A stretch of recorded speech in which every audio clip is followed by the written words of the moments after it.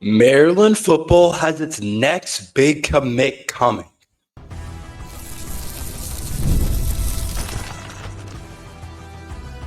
You are Locked On Terps, your daily podcast on the Maryland Terps, part of the Locked On Podcast Network, your team every day. What's up, everyone? I'm Tre Moore, host of Locked On Terps, part of the Locked On Podcast Network, your team every day. So thank you guys for making us part of your day. And today's episode is brought to you by Monarch Money. Take control of your finance with Monarch. Use code LOCKEDONCollege at monarchmoney.com for 50% off your first year. Maryland football is about to land its next big commit in the 2026 class in cornerback Hakim Satterwhite. I've been pretty clear about Maryland's 2026 class. I'm not impressed. I'm not impressed with the 2026 class. I don't like the direction of it. I think it's super top heavy in terms of we looked at this class and I think we went really hard at the top and maybe not spend as much time in the middle grounds because right now the class is top heavy with Zion Ely at the top. That's sexy. That's cool. That looks elite. That makes us look kind of flashy when people are scrolling through the rankings of the top 300 players in the class. They'll see, oh, Maryland's got the number 2 player in the class. But then they'll keep scrolling, and realize that the class isn't consistent at all. There's no middle ground part of the class. It goes from having arguably the best player in the class in Zion Ely to just normal kind of guys. And that doesn't – I don't want to diss the players that we have. I don't want to diss some of the commits. But there's nobody outside of Zion Ely that you're extremely excited about that you think is going to be really elite. Anybody that you're like, oh, yeah, that's a guy that is going to potentially be an all Big Ten player. Maryland does do a pretty good job of developing guys, especially at skill spots in terms of receiver and corner and getting those guys to play well. But overall, I've told you guys, I've been disappointed with this class so far. I just don't think it's that great, and it keeps moving back. It keeps moving back. Now we're at the 65th ranked class in the country, and there's still a lot of time to go. I want to get that out of the way. There's still a lot of time to go. There's still a lot of different players that we could potentially add. There's still a lot of difference makers out there. There's still a lot of players that we're really interested in, guys from the DMV, guys outside of the DMV, people that I think we have a chance at landing. But 65th in the country doesn't get it done for Maryland football. After having a top 25 class, I've been on here saying a couple months ago, I thought the 2026 class was going to be better when we were in conversations for guys like Jira Edwards and Emmanuel Iheanacho and obviously Zion Ely. I thought there was a chance we'd land 3 of those guys or 2 out of 3 of those guys and continue to build out the middle ground part of our class. But right now it kind of drops from Zion Ely to just mediocre. And again, I don't mean to be offensive to anyone. I'm just going off of the rankings and what I see. Anybody can get the rankings wrong. Of course, guys can end up being better than what you think they're going to be. But just based off of what I'm saying, based off of where guys are ranked, it's usually a pretty accurate assumption. It gives you pretty good chances of kind of what they're going to be. And we just want to see Mike Locksley elevate this program because we know that we can land some really good recruits. We know that we can do some really good stuff in the DMV. We know there's a lot of good players in the DMV, and a majority of our guys right now are from the DMV, including Zion Ely and Damon Hall and Zaire Cobb and Kamari Bing and Braden Marco, all DMV guys except for one player currently, Caden Carter, who's from Georgia. But to me, Maryland football looks like they're about to add a really big commit. That is much needed, a much needed commit, because what excites me about the 2025 class is there's no Zion Ely in that class. There's no Zion Ely. There's no 5-star prospect. Very rare that you're going to get a 5-star prospect at a place like Maryland. That's just not what's going to happen. But there is a really solid middle ground for the Terps. There's a really solid middle ground in terms of the middle of the class. If you check out Maryland's 2025 class, there's a reason it's a borderline top 25 class. And you would say, okay, Malik Washington is the headline of that class, but there's a bunch of guys in the middle that are really solid. Like, you obviously look at Malik Washington, you're like, he's the future, he's a quarterback. But then you look at guys like Jalen Gilchrist, 4-star offensive lineman, Messiah Delhomme, 4-star safety, Zymir Smith, 4-star athlete, Bryce Jenkins, 4-star defensive lineman, even guys like Iverson Howard, Carlton Smith are guys that are 3-star prospects, but are all really good players. And you have 4-star, you can't forget about 4-star Zahir Mathis on the edge that's coming later. And the 2026 class, we're just not seeing that middle part. We're not seeing the middle kind of 4-star guys after Zion Ely, like the 4 or 5 4-stars that are really going to build out and give your team some depth. But Hakim Satterwhite is this kid who's from the DMV, goes currently to St. Francis, actually originally went to St. John's in DC. I know you guys all know St. John's College High School right in the DC area. That's where Raheem Jarrett went. There's a lot of our guys went. And Hakim Satterwhite is exactly what I'm talking about, is what we need in the middle of our class. Like I said, now goes to St. Francis, which is really interesting because we have a lot of St. Francis ties, but you want to keep Zion Ely, St. Francis, Damon Hall, St. Francis, Kamari Brings, St. Francis, the other corner. So we could actually get the 2 starting corners on St. Francis's current team could end up both being Maryland guys. Kamari Bing's already a Maryland guy, 3-star prospects, 5'11".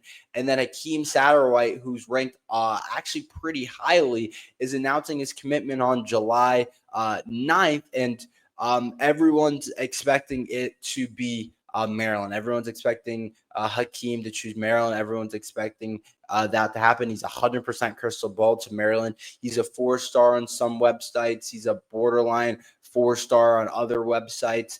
So he's definitely ranked high, a top player in Maryland, and definitely a guy that I think we would need. He would instantly come in and I think start building that middle ground part of the class where your money is made. Your money's not made by, oh, you added Zion Ely.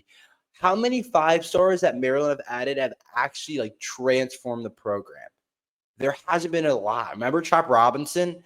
We liked him. We thought he was going to be really good for us, but ends up going to Penn State and transferring. Like, you can't depend on one guy. You depend on the 5 or 6 middle of the ground class, and then a couple more of the 3-star guys to end up being better than what people think. And then you got 9 or 10 really good players in your class. But you can't just depend on Zion Ely and then to just carry that class. A guy like Hakim Satterwhite, 4-star corner, could end up being a really good player for Maryland football. And I think we're all excited to see what he can be as long as he ends up being a Terp. I think the number one thing that I like about Hakim is he's 6'2". 6'2" at the corner position.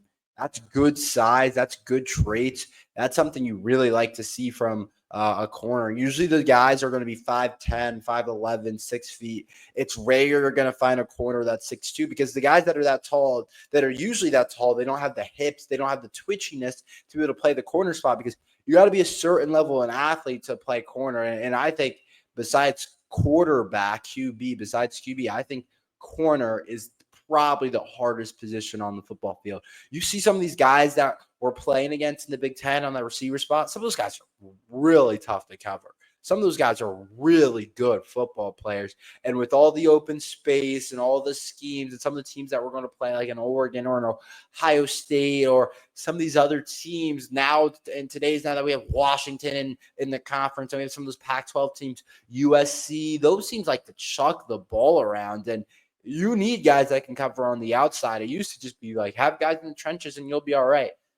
Maybe against Michigan that's the case, but these teams are chucking it around now, and you have to have corners on the outside that can cover. And I think when you look at a guy like Hakim Satterwhite, I think he's going to be a really big commit for us. Obviously, he's a 4-star, but being 6'2", the talent that he potentially could unlock and the potential that he could unlock, I should say, is really high at being 6'2", 180 pounds. I instantly think of Patrick Surtain, who was really good at Alabama, ended up being a top, I want to say 15 pick. I don't know what pick he went, but it was in the first round. It's pretty early. And now he's arguably one of the best defenders or I would say he is one of the best defenders in the NFL, and he ended up being really good. And we can't forget he was NFL Defensive Player of the Year this year, which is honestly kind of crazy. Honestly, forgot about that, but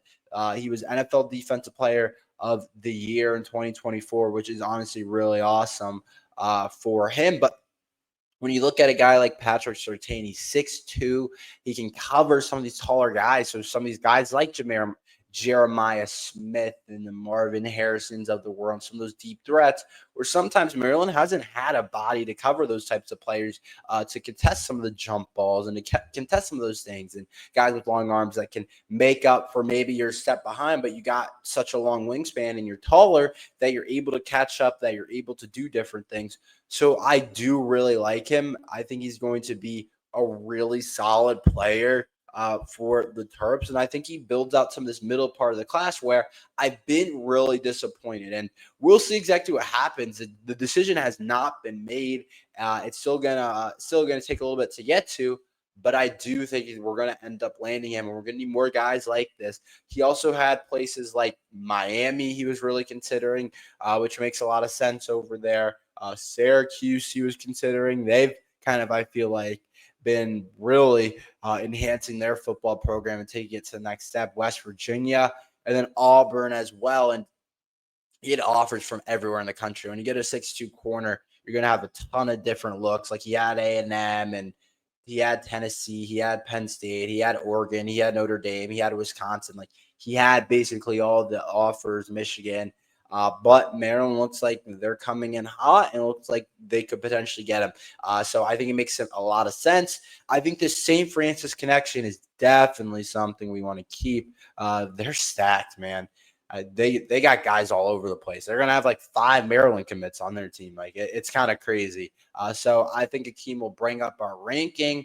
Might not be crazy, but you got to keep going. You got to keep trying to land guys. It's a ripple effect. It's not just one guy. But I really do like where his game's at, and having 2 St. Francis corners is going to be funny, kind of to watch. Maybe we'll watch a game or two, see what Zion Ely looks like, see what hopefully he keeps out of. I don't want to act like we landed him. I keep kind of talking like we're landing him because we sound confident in this crystal ball, but we haven't landed him yet. But we'll see what ends up happening. I do think it's an opportunity for us to get a really solid player and start building out the 2026 class, which we all thought could be a really good class, but there's still time for it to be. It's definitely not the end of the world yet. Let's talk about Maryland football's bowl chances. CBS had a little article about that. I'll let you know what I think about it. We'll talk about that next. Ever check your bank account and wonder, where did all my money go? Between dining out, online shopping, and entertainment, it's easy to lose track. That's where Monarch Money comes in. Your personal CFO giving you full visibility and control over your finances. Monarch Money isn't just a budgeting app, it's a complete financial command center. You can track all your accounts, investments, and spendings in one place, so you stop just managing your money and start building wealth. When I started using Monarch, I realized just how much I was spending on food delivery, and now I budget smarter and save more. Instead of juggling multiple apps, you could use Monarch to check your finances, track spending, and even plan long-term goals. Managing money with your partner is smoother than ever, and you can track shared and personal accounts, set goals, and stay on the same page without the stress. Take control of your finances with Monarch Money. Use code LOCKEDONCollege at monarchmoney.com for 50% off your first year. That's monarchmoney.com, code LOCKEDONCollege for half off your first year. So I was reading this article that CBS had on Maryland football, and they did it. I think they did it for all, like, everyone's bowl chances. And I honestly thought it was really interesting. Sports Illustrated uploaded it and kind of talked about it. It was a really interesting article. They said Maryland was uncharacteristically non-competitive in 2024. After 3 straight bowl appearances under Mike Locksley, looking at an overhauled roster, it's unclear where the progress will come from in 2025, but it helps that the Terrapins miss Penn State, Ohio State, and Oregon. CBS Sports lumped Maryland in with Kentucky, UCF, Arizona, and UCLA, and Wisconsin in that group. So I think this is interesting. They said, with so many unknowns with Maryland, it could be a rocky season. They have an uphill battle to make a bowl game in 2025.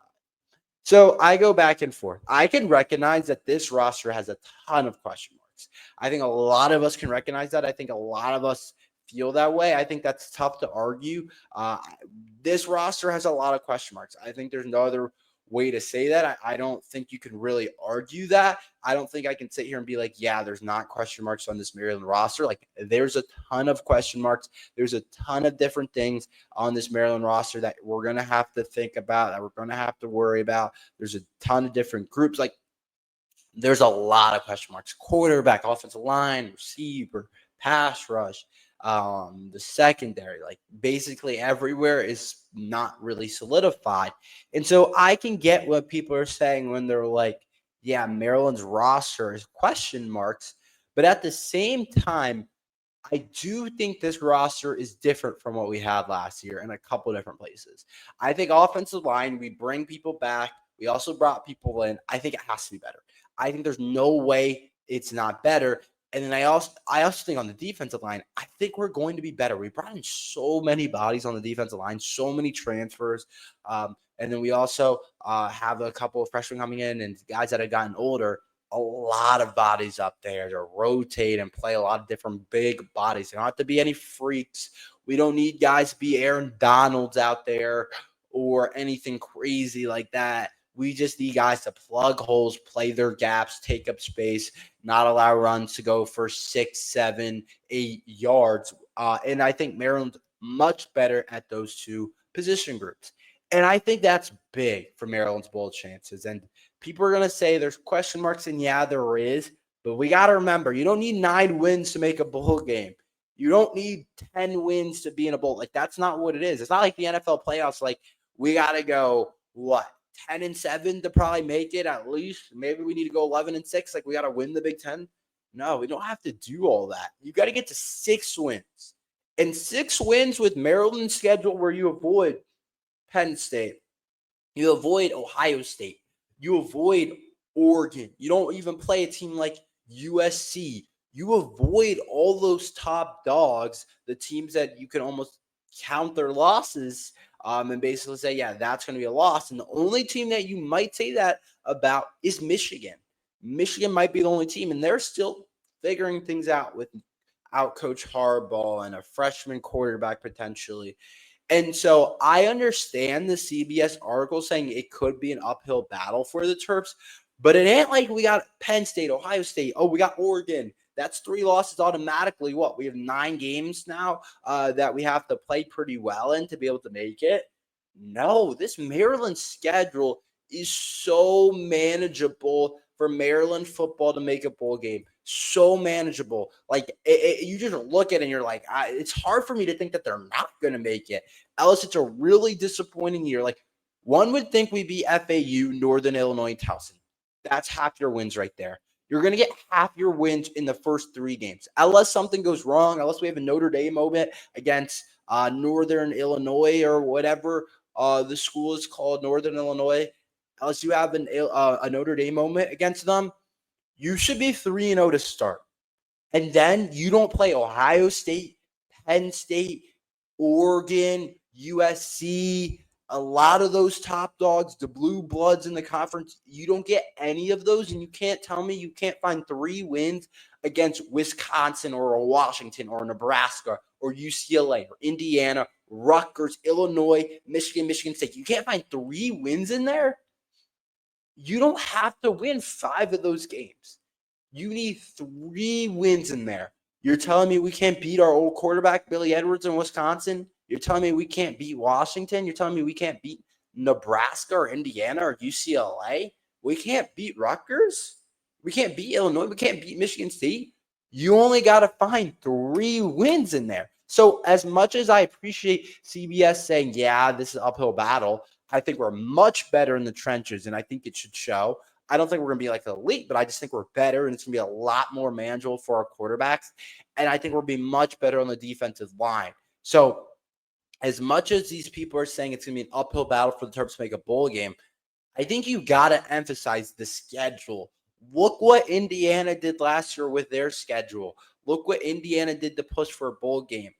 It's not as tough as one would think. It's not as hard as a lot of people think. Obviously, I'm not playing the games, but I understand you got to find 3 wins. Like every game is winnable. Every single game. So just playing the percentages, it's like one would think you could get 3 wins. That's just how I see it. We'll see what ends up happening. But I want to finish off talking about the Maryland pass rush. Who do I think could be really good? Could the freshman lead us? We'll talk about that next.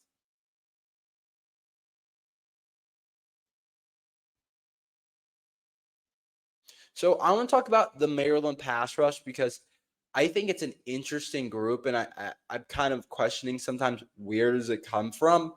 But I think a lot of the pass rush to start, I think could come from a couple of freshmen that I'm actually really high on. In particular, Zahir Mathis could be an instant plug and play.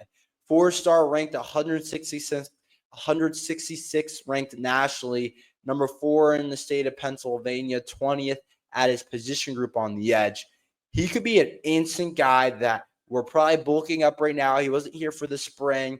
Get him to like 235. He could be really good for us off the edge. Instantly could be a sack guy for us. I don't know exactly how good he's actually going to end up being, but just looking at his traits, looking at his frame, looking at where they 247 has him ranked and all these recruiting websites have him ranked, he could be a guy that generates a lot of pass rush for us. I think that's entirely possible. And I think I kind of skipped the take on this, but I do think Maryland football's pass rush is going to be extremely important this year. I think it's a position group where we don't really talk about it enough under Michael Oxley. We always talk about the offensive line, but Maryland's pass rush hasn't been that good under Michael Oxley either. And so I do think Zahir Mathis, in terms of freshman, could be a guy that ends up giving us pass rush and really help us out. But I do think there's players. It's just like, does it come together? Daniel Wingate has been really good for us. He's a guy I haven't talked about enough. The junior, he's been really good for us. I'm excited to see how Daniel Wingate plays this year. I think coming off the edge is definitely a guy that's underrated, going to be underrated on this Maryland team, but just underrated overall. He's a guy that could get to the quarterback that could really help out the Terps pass rush to make it look better. I do think he's a guy going into his junior year that had a really solid year last year. Not a lot of people talk about. Same thing with DJ Samuels. Like some of these guys that have been kind of a mid-tier type of guy, like a DJ Samuels. Trey Reddick was our best freshman last year, a guy that has to step up, generate pass rush. I know these guys are going to drop back in coverage too sometimes, but when they're rushing the passer, that has to happen. In terms of more of the edge guys, Neo Avery is the biggest question mark on this team. I came in as a 4-star, 6'6", reminds me a little bit of Zahir Mathis, honestly, in terms of his athleticism, his traits. It just hasn't worked out for him yet. It hasn't played out how we want it to. It hasn't happened how we want it to. But to me, Zahir Mathis is a guy that 100%, Neo Avery is a guy that 100% could figure it out this year. I thought he was an X factor last year. I thought he was going to figure it out last year, but he 100% could be a guy that figures it out this year. I love his game. I like what he's about. I like his traits. I like what he does. I definitely think there's an opportunity for him to be able to figure it out. And then D.D. Holmes, transfer from Florida State, was a borderline 4-star prospect when he came out. Another guy that I really think could be something on this offensive line. The defensive line. The redshirt freshman did some really good things in high school and was a really high-level prospect that he ended up choosing Florida State. But now that he's at Maryland, he definitely is a guy that can make an impact.